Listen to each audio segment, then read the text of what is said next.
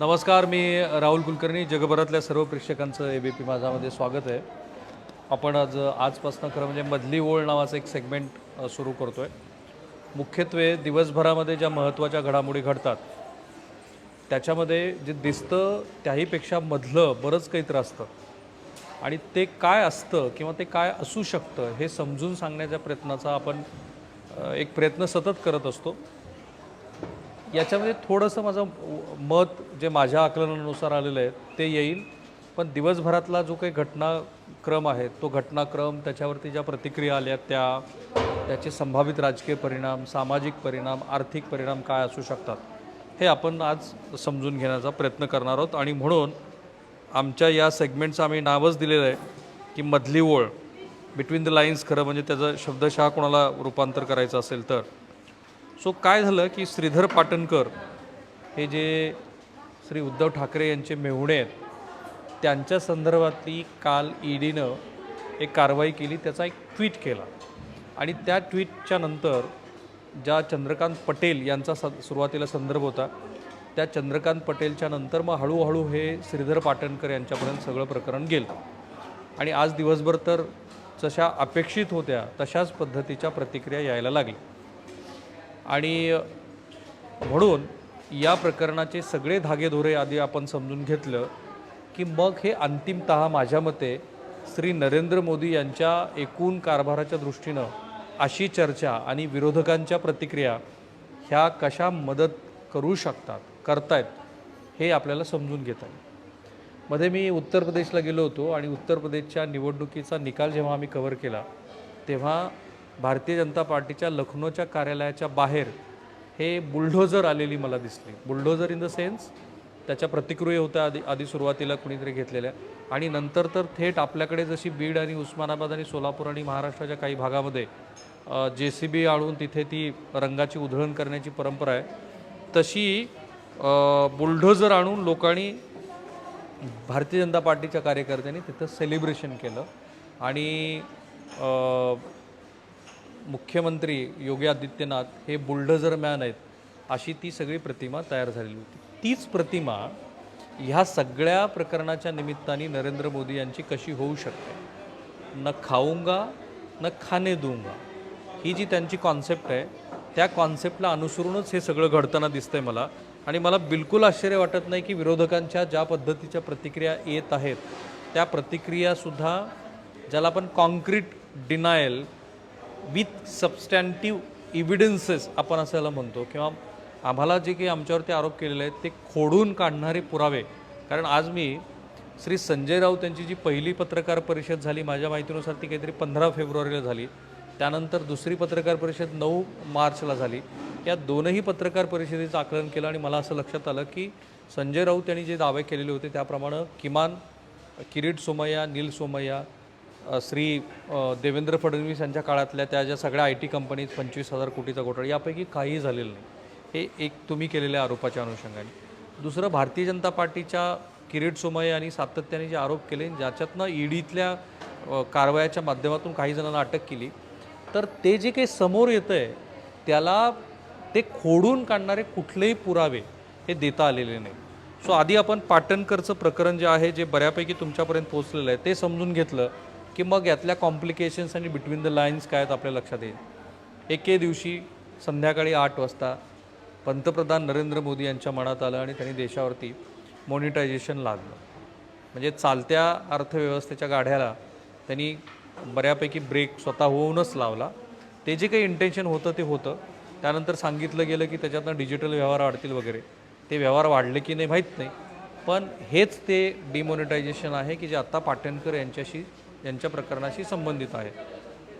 2017 साली पटेल नावाच्या एका गृहस्थानं काही रक्कम घेऊन त्याच्या बदल्यामध्ये, म्हणजे मॉनिटायझेशनच्या ती जी काही 1,000-500 रुपयाच्या नोटा होत्या, काही जणांना सोनं विकलं. त्यातून जे पैसे आले ते एका कंपनीला ट्रान्सफर केले. त्या कंपनीतून, म्हणजे बाकीची सगळी नावं ही फार महत्त्वाची नाही आहेत, म्हणून त्या कंपनीतून 20 कोटी रुपये हे कर्जरूपाने श्री पाटणकर यांच्या कंपनीला दिले गेले, ज्याची ती Shri Sai builders private limited नावाची कंपनी आहे. आणि ज्याच्यातून श्री पाटणकर यांनी जे काही फ्लॅट्स वगैरे बांधले त्यातले 6 कोटी समथिंग लाख रुपयाची, म्हणजे साधारण 6.25 कोटी रुपयाची रक्कम ही ईडीने जप्त केली. सो ट्रेल काय आहे, तर पैसा डिमॉनिटायझेशनमधनं आला होता, तो गोल्ड म्हणजे त्याच्या बदल्यामध्ये सोनं विकलं, ते कोणाला विकलं माहीत नाही, 80-90 कोटी रुपयाचं. त्याच्यातून जे पैसे आले त्यातले काही पैसे चतुर्वेदी नावाच्या एका गृहस्थाला दिले, त्या चतुर्वेदीने श्री पाटणकर यांना दिले. आणि पाटणकर म्हणजे आज श्री किरीट सोमय्या यांनी जो नवीन आरोप केला तो असा की रश्मी ठाकरे आणि आदित्य ठाकरे हे ज्या कंपनीचे डायरेक्टर होते कधी काळी, त्याच कंपनीतनं हे पैसे श्री पाटणकर यांच्या अकाउंटवरती गेले आणि हे सगळे व्यवहार हे शेल कंपनीच्या माध्यमातून झालेले आहेत. आणि म्हणून ही जी मनी ट्रेल आहे, ह्या मनी ट्रेलमधनं म्हणजे सुरुवात झाली डिमॉनिटायझेशनपासून, नंतर सोन्याचे व्यवहार, त्यातल्या 2 आरोपींना अटक, श्री पाटणकर यांचं त्याच्यातनं नाव येणं, आणि आता त्याच्यामध्ये पाटणकर यांच्याशी निगडीत असलेली संपत्ती जप्त झाली.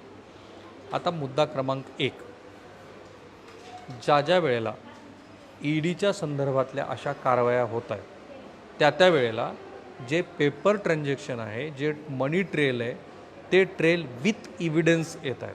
उदाहरण जे आता इन्कम टॅक्सनी धाडी टाकल्या यशवंत जाधव आणि यामिनी जाधव यांच्यावरती, 36 वेगवेगळ्या ठिकाणच्या प्रॉपर्टी झाल्या, रेकॉर्डवरती आल्या.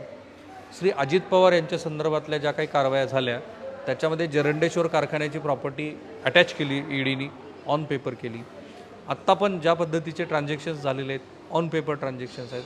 आणि देशभरामध्ये जिथे जिथे म्हणून ईडीनी कारवाया केलेल्या आहेत त्या प्रत्येक कारवाया ह्या विथ पेपर विथ ट्रान्झॅक्शन असल्यामुळं ना कुठल्या न्यायालयाने या संदर्भामध्ये काही ताशेरे मारलेत, ना या संदर्भामध्ये कुठल्या आरोपींना बेल मिळालेलं आहे. त्यामुळे इंटरेस्टिंगली मी जे सुरुवातीला म्हणालो की श्रीधर पाटणकर यांच्यासारख्याचं जे प्रकरण आहे हे सतत चर्चेत राहणं, आणि या निमित्ताने खास करून बंगालमध्ये आधी आणि ते महाराष्ट्रातल्या राजकीय नेत्यांनी त्याचीच ओढत महाराष्ट्रामध्ये नंतर, हे सगळं मोदी सरकारचं कुभांड आहे. त्यांच्याकडनं सुरू असलेल्या ह्या कारवाया आहेत आणि त्या केवळ सत्ता मिळवण्यासाठी आहेत असं म्हणणं हे एकूण मोदी यांच्या ना खाऊंगा ना खाणे दूंगा ह्या धोरणाला ते अनुकूल आहे. कारण हे तर फार सूर्यप्रकाश एवढं स्पष्ट आहे की जे लोक भारतीय जनता पार्टीमध्ये सहभागी झालेले आहेत त्यांच्यापैकी कोणाच्याही चौकशा होत नाही आहेत किंवा त्यांच्यावरती ईडी कारवाई करत नाही. पण त्यातला दुसरा भाग हाही असू शकतो की जे लोक भारतीय जनता पार्टीमध्ये सहभागी झाले त्यांच्याविषयी तक्रारी दिल्यात कोणी. कारण श्री संजय राऊत यांच्या संदर्भातला पण हा जो 2 प्रेस कॉन्फरन्सचा मुद्दा मी म्हटलं, त्यांनी आत्ता प्रेस कॉन्फरन्स घेतल्यानंतर पंतप्रधान कार्यालयाला लिहिलेलं ते पत्र आहे, ना की ते ईडीला दिलेली एव्हिडन्सेस आहे जे अलीकडे त्यांनी दिलेत. महाराष्ट्र सरकारच्या मर्यादेमध्ये असलेले EOW असेल किंवा अँटी एक्स्टॉर्शन सेल असेल किंवा पोलीस असेल, यांनी फार कॉन्क्रीट पद्धतीनं जाऊन याच्यामध्ये कुठेही कारवाया केलेल्या दिसत नाहीत. त्यामुळे ईडी जे कारवाया करत आहेत त्याचे जे मनी ट्रेल आहेत, म्हणजे आता श्रीधर पाटणकर यांच्याच केसमध्ये जे मनी ट्रेल झाले, nobody can deny it. कुठून तरी पैसा आला आहे, कुठेतरी गेला आहे. या यशवंत जाधव, यामिनी जाधव यांच्या केसमध्ये इन्कम टॅक्सच्या धाडी टाकल्या, ते पैसे कुठून तरी आलेत, कुठेतरी गेलेले आहेत. श्री खरमाटे यांच्या संदर्भामध्ये ज्या कारवाया झालेल्या आहेत त्यांच्या प्रॉपर्टीचे ट्रेल्स ईडीनी सिद्ध केलेले आहेत. किंवा फॉर दॅट मॅटर PMLA ॲक्टनुसार नवाब मलिक यांच्या संदर्भामधल्या ज्या कारवाया झाल्या त्याच्या मेरिटवरती न जाता त्यातल्या ज्या एव्हिडन्सेस ईडीनी प्रोव्हाइड केल्या त्या जरी आपण बघितल्या तरी हे दिसतंय की कुठेतरी मनी ट्रेल, मनी ट्रान्झॅक्शन झालेली आहेत, जी तुमची इच्छा असो किंवा नसो पण ईडीनी ती रेकॉर्डवरती आणली आणि ती रेकॉर्डवरती आणल्यामुळं न्यायालयाने सुद्धा ती मान्य केली. इंटरेस्टिंगली काल आणि परवा लोकसभेमध्ये आणि राज्यसभेमध्ये काही डेटा केंद्र सरकारने सबमिट केला. त्यातला एक जी माहिती आहे ती अर्थातच ईडी कारवाया संदर्भातली आहे. ईडी कारवायाच्या संदर्भात केंद्र सरकारनं असं सांगितलं की 2004 ते 14 या काळामध्ये म्हणजे UPA 1 आणि UPA 2च्या काळामध्ये 112 छाप्यांची कारवाई करण्यात आली आणि या गुन्ह्यामध्ये मिळून 5,346 कोटी रुपये आम्ही जप्त केले, ईडीने जप्त केले. PMLA ॲक्ट आला 2002ला, अमेंडमेंट झाली 2002ला, लागू झाला 2005ला. 2000 मोदी सरकार सत्तेवर आल्यापासूनचा जर कालखंड बघितला तर त्यांनी दिलेल्या माहितीनुसार 2014 ते 22 या दरम्यान 2,974 छापे ईडीने टाकले आणि त्यातून जप्त केलेली रक्कम होपिंग आहे 95,432 कोटी रुपये. म्हणजे पहिला जो दावा म्हणजे मोदी सरकारला जे हवं आहे न खाऊंगा न खाणे दूंगा, याच्यातून जमा केलेली ही जी आकडेवारी आहे ना, तीच कुड बी नेक्स्ट पॉलिटिकल म्हणजे प्रचाराचा एक महत्त्वाचा भाग नरेंद्र मोदी सरकारचा 2024च्या निवडणुकीमध्ये झाला, बिलकुल आश्चर्य वाटणार नाही. ही आकडेवारी तर आत्ताच आलेली आहे. आता याच्याबरोबर ज्या PMLA म्हणजे ज्या ईडी कारवायाबद्दल आपण च्या PMLA ॲक्टबद्दल बोलतो आहे, तर त्याची पण आकडेवारी आत्ता आलेली आहे. तर ती जी आकडेवारी आहे ती असं सांगते की केंद्र सरकारने PMLA अंतर्गत ज्या कारवाया केल्या की ज्याच्यामध्ये मनी लॉन्ड्रिंग प्रिव्हेन्शन ॲक्ट जो होता त्याच्यामध्ये 15/3/2022 विजय मल्ल्या, नीरव मोदी वगैरे ह्या सगळ्या तत्सम लोकांवरती ज्या कारवाया झाल्या त्यातून 19,111 कोटी रुपये याची मालमत्ता त्यांनी जप्त केली आणि याद्वारे भारत सरकारने 335 कोटी रुपयाची मालमत्ता जप्त करून यातले 15,113 कोटी रुपये हे बँकेला दिलेले. सो एकतर ईडीच्या कारवाया, इन्कम टॅक्सच्या कारवाया, PMLAमधनं जमा झालेली रक्कम हा आम्ही अधिकात अधिक अशा लोकांकडनं पैसे वसूल करतो आहे की ज्यांनी गैरमार्गाने तो पैसा जमा केला आहे हा सांगण्याचा जर नरेंद्र मोदी सरकारचा प्रयत्न असेल आणि मी जे सतत म्हणतो आहे की न खाऊंगा न खाणे दूंगा एक्सेप्ट BJPमध्ये सहभागी झालेले लोक, तर तो यशस्वी ठरताना दिसतो आहे. इथे विरोधी पक्षांचा जो जो जो डिफेन्स आहे तो अतिशय तकलादू ठरतो आहे. तो इव्हिडन्स बेस नाही आहे. दरवेळेला तुम्ही जे पुढे येऊन म्हणत आहात की आम्ही एक आमच्यावरती जी काही कारवाई होते आहे ती दूषित कारवाई आहे, ती राजकीयदृष्ट्या प्रेरित आहे, त्याच्यामध्ये हे सरकार पाडण्याच्या प्रयत्नाचा एक भाग आहे, हे एक वेळेला गृहीत जरी धरलं तरी हे जे मनी ट्रेल आहेत, हे जे मनी ट्रान्झॅक्शन झालेले आहेत, शेल कंपन्या येत आहेत, अतिशय अशा लोकांची नावं येतात आणि ह्यूज अमेस केलेली प्रॉपर्टी दिसते, ह्याचं उत्तर कुणाकडे आहे? आणि म्हणून कदाचित जे सुरुवातीच्या टप्प्यामध्ये हे जे परसेप्शन होतं की हे सरकार पाडण्यासाठी म्हणून ह्या कारवाया केल्या जात आहेत, ते हळूहळू फेड अवे होऊ शकतं.